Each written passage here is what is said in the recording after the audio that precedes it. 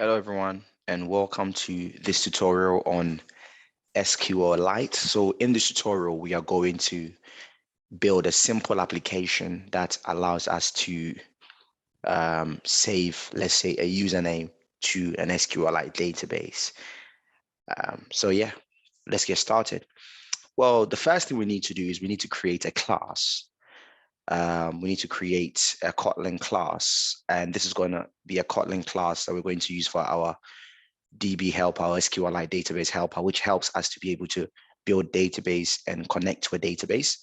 So I'm going to call mine DBHelper. Now, the DBHelper, what it does is it allows us to be able to extend SQLite OpenHelper and then be able to use the methods that works alongside, SQLite code. So what I'm going to do is I'm going to extend that, and to extend that, I'm just going to put this here, and then I'm just going to do SQL. Actually, what we're going to do is I'm going to pass in the context, and that's the first we need to do: pass in the context, and then which takes in the context, and then to inherit some methods from another class. That class is going to be SQLite OpenHelper. And that SQLite OpenHelper takes in some parameters, 3 parameters. Well, we can pass in the 3 parameters that it's looking for. So again, it's looking for context. So I'm going to pass in context. And then I'm going to pass in a database name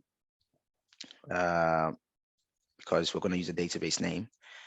And then I'm going to pass in a null for the second part, which is the factory. And then the third part I'm going to pass in is the database version. So database version, I'm just going to put in a variable of a database version. Now, we're getting some errors because we have actually put in some parameters here or some variables here, but it doesn't exist. So what I need to do is I'm going to create in Kotlin, how to create like a static object in a way, or static method in a way, is something called a companion object. So a companion object will help us to be able to create these variables that is been asking for. So in our companion objects, first of all, I'm going to type in my val database name, and we're going to give our database name. Let's call it, let's say, everyday.db. And then I'm going to create my database version. So val database version equals, I'm just going to pass in a 1. And then I'm going to now create my table name. So I need a table name because remember, every database has a number of tables in there. So my table name, I'm just going to call it TB name equals, let's call it TBL users. And then I'm going to create some columns. So let's say column 1, for example, column 1 equals, or just to make it easier for ourselves, we can say call user ID equals user ID. And then we can have file call user full name equals user full name. And then val call user password equals user password. And that's what we have so far. You can see that our error is gone because now it notices that, oh, we have a database name. The variable has been created. The database version has also been created. But we're still getting an error here. Now, this error is because when we extend that SQLite OpenHelper, we are supposed to use some methods that comes along with it. These are like compulsory methods that we have to override. So before we continue, let's just stop there and pause what we're doing. We've created a companion object which has our database name. It has our database version. Then we have a table called table users. And inside table users, there's 3 columns in there. And the columns in there are user ID, the user's full name, and the user password.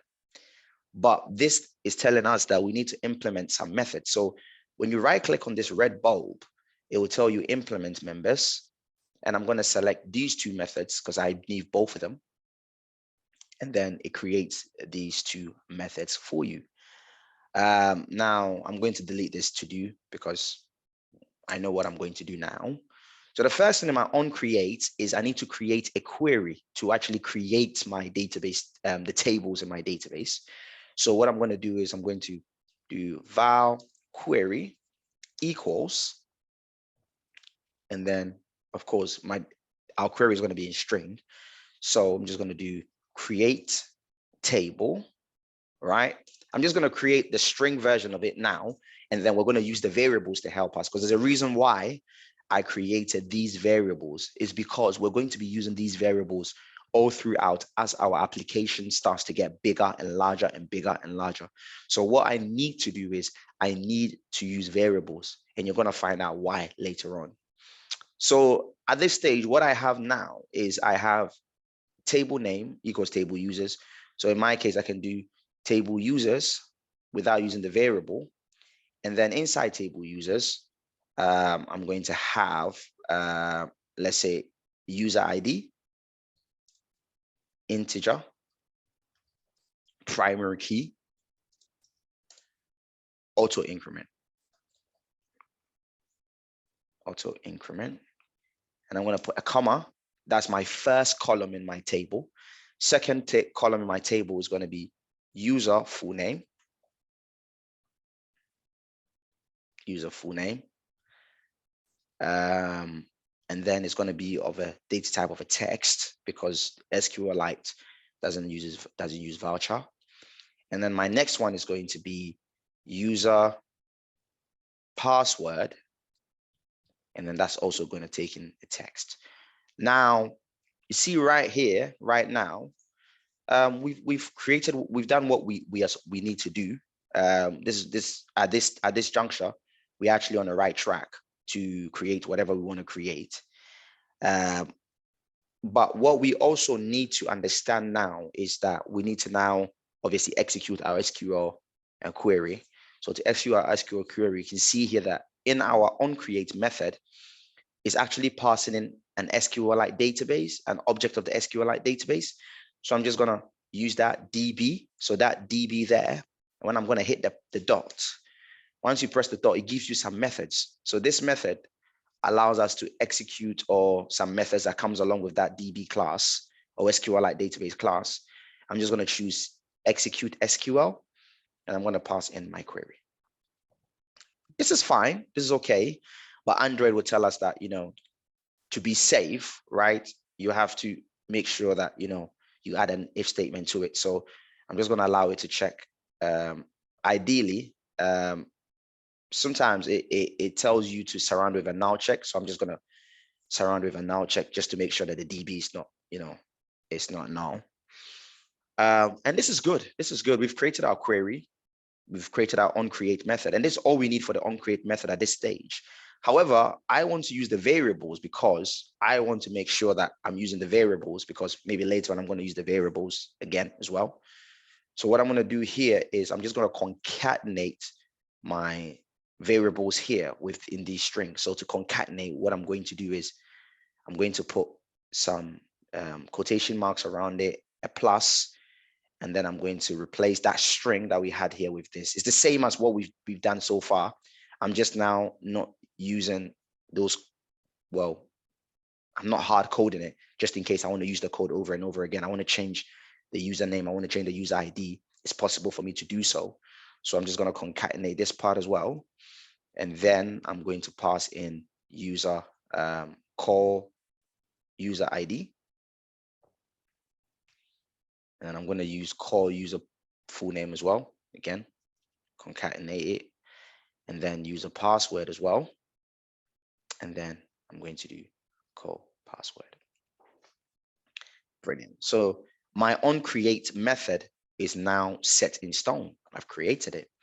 Now moving on to my onUpgrade. Now on the onUpgrade, what usually happens in the onUpgrade is that, let's take for example, let's say that you upgrade your database version. It will check for the old. You can put an if statement there to check if the user, when they first installed the application, they had an older version of your database that you created. If it checks it and it's old, then you can replace it with a new version. So that's why in this onUpgrade, we have 3 things it takes in the database. It takes in the old version, the old version, and then the new version. You can see here that we have the database version here. So it just makes you, it gives you the ability to change things and to have a look at things. But for this purpose of this, all we're going to do is we're just going to check that if our database, because our database has already been created, we're going to check in the onUpgrade. We're going to write this query. So val query equals, right, drop table if exists. And then we're going to concatenate that to our table name, right? And then we're going to run our DB. Well, it's going to tell us to execute our string. And again, I'm going to have to put a null check on there. It's going to tell me to surround with a null check. And then it's at this part that we actually need to actually create our, well, we need to pass in our onCreate method and pass in that DB, so that that DB would run and it would create our new database for us. So what I'm going to do is I'm going to do quite simple actually. So drop table if exists, you're just going to check it.